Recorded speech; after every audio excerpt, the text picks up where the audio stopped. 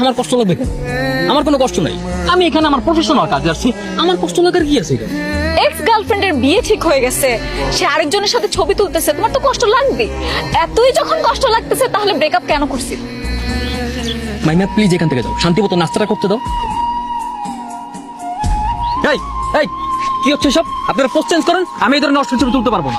আশ্চর্য, আমার বউয়ের সাথে আমি কিভাবে ছবি তুলবো সেটা কি আমি তোমাকে জিজ্ঞেস করবো? তুমি আমাকে এই কথা বলার কে? বউ মানে? আপনাদের কি এখনো বিয়ে হয়েছে যে এইভাবে ছবি তুলবেন? বিয়ের আগে এইভাবে ছবি তোলা যাবে না। আমাদের ইচ্ছা আমরা ছবি তুলবো, আপনার ছবি তোলার দায়িত্ব, আপনি ছবি তুলুন। আপনাদের তো এখনো বিয়ে হয়নি, এমনও তো হতে পারে যে বিয়েটা হচ্ছে না, তখন এই ধরনের ছবি তোলা ড্রাইভার নেবে কে? কি অলক্ষণে কথা বলে? মানে এই তুমি না ফটোগ্রাফার প্রফেশনাল, তুমি যে কাজটা করতে আসছো সেই কাজটা করো, উল্টাপাল্টা কোনো কথা বলো না, ঠিক আছে? ভাই আমি বললাম তো আমি এই ধরনের ছবি তুলতে পারবো না, প্লিজ।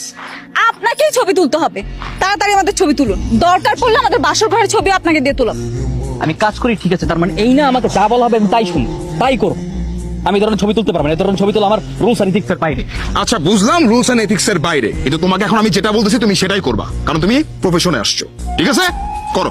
ভাই আপনি যতই যাই বলেন না কেন, যতই ধমক দেন না কেন, আমি পারবো না, আমি বলছি না। আমরা তুলতে চাই, এগুলো আমরা স্মৃতি হিসেবে ধরে রাখবো। কি হয়েছে স্যার ম্যাডাম? মেহেদি তুমি তর্ক করছো কেন? তর্ক মানে? আপনার ফটোগ্রাফার উল্টাপাল্টা কথা বলতেছে, সে ছবি তুলবে না।